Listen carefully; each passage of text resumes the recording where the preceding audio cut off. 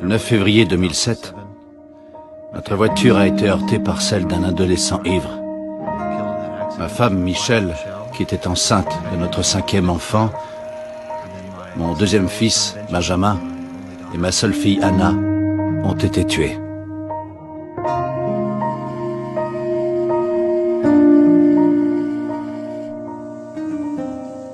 C'était un vendredi ordinaire pour notre famille.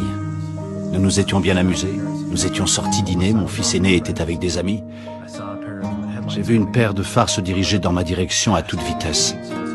J'ai essayé de manœuvrer pour écarter notre voiture du chemin, mais c'était trop tard. Nous avons été heurtés sur le côté. Tandis que j'observais la scène, j'ai vu le buste de ma femme s'affaisser et entendu son dernier souffle. Je voulais hurler pour la faire revenir.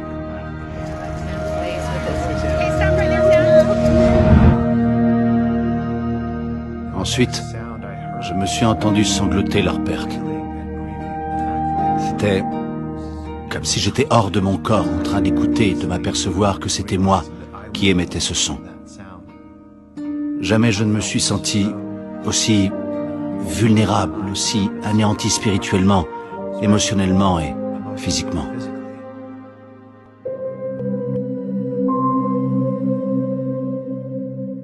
Sachant que son fils Sam avait survécu, nous sommes allés à l'hôpital universitaire où était la famille de Chris. Nous sommes tous en larmes et sanglotons. Et Chris est allongé sur un brancard avec une minerve. Sa première question est: comment va le jeune homme qui conduisait l'autre voiture? Les premiers mois après l'accident, probablement sous le choc initial, c'était comme si un pan de ma vie avait disparu. C'est très difficile à vivre de m'agenouiller et de désirer parler à mon Père Céleste quand je me sens si seul et si angoissé. C'est une conversation intéressante à avoir. Il n'essaie pas d'améliorer les choses immédiatement. Il m'écoute d'abord. Je pense que cela a été très utile. Il me permettait d'extérioriser ma colère, mais il revenait inévitablement et il me parlait de son Fils, Jésus-Christ. Quand je ressentais de la colère ou une profonde solitude, je ne dirigeais pas ces sentiments contre celui qui avait provoqué cette situation. Je les dirigeais vers le Sauveur. Quand j'ai regardé la voiture qui nous avait heurtés, je n'ai pas su dans mon cœur, ni compris dans mon esprit, comment l'accident était arrivé, ou qui l'avait provoqué, ni ses circonstances. La seule chose que j'ai ressentie et comprise, c'est qu'il fallait lâcher prise. Il y a la façon de Jésus de résoudre les problèmes, d'expliquer les situations et de surmonter la douleur. Et puis, il y a d'autres façons. C'est ce que Chris a découvert tôt dans la vie.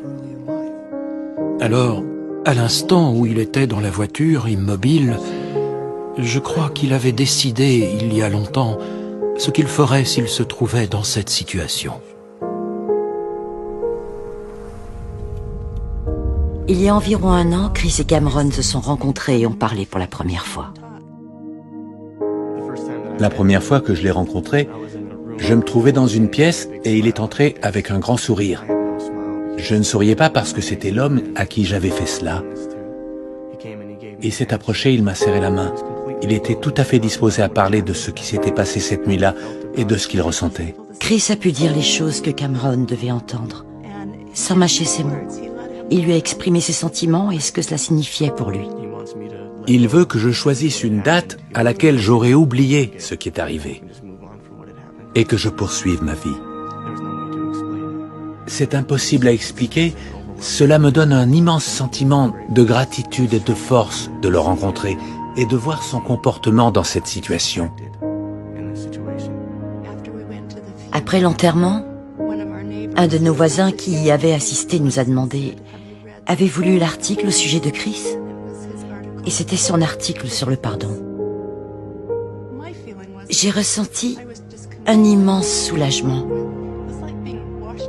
Comme si mon âme était purifiée de tout désespoir.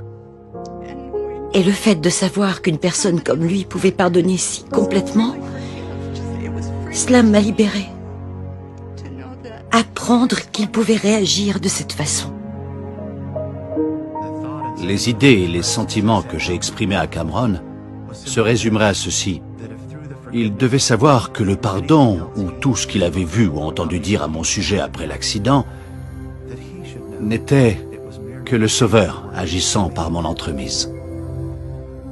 Je m'étais tout simplement placé dans une situation où j'étais un instrument par lequel l'esprit, ainsi que l'exemple, la connaissance et la lumière du Sauveur pouvaient briller. Je n'ai eu que cela à faire, ne pas y faire obstacle. Je voulais qu'il comprenne que je n'étais pas pour grand-chose dans tout le bien qui est ressorti de cela. Cela a pris davantage de sens pour moi, le fait qu'il m'a pardonné. Et je sais que c'est à cause de ce qu'il sait, de son témoignage et de sa relation avec Jésus-Christ. Je remercie Dieu de laisser les tragédies et les épreuves se produire dans notre vie. Ce n'est pas qu'on les désire, mais elles nous aident à aimer. C'est aussi une merveilleuse bénédiction d'avoir rencontré un frère. J'ai fait la connaissance d'un homme de douleur, habitué à la souffrance, et j'ai compris maintenant que c'était la raison de ma venue ici. Il m'a été extrêmement difficile d'apprendre ces leçons de cette manière. Mais ces moments de souffrance se sont toujours terminés avec l'assurance et l'espoir qu'un jour, je le verrai tel qu'il est. Et que je serai comme lui.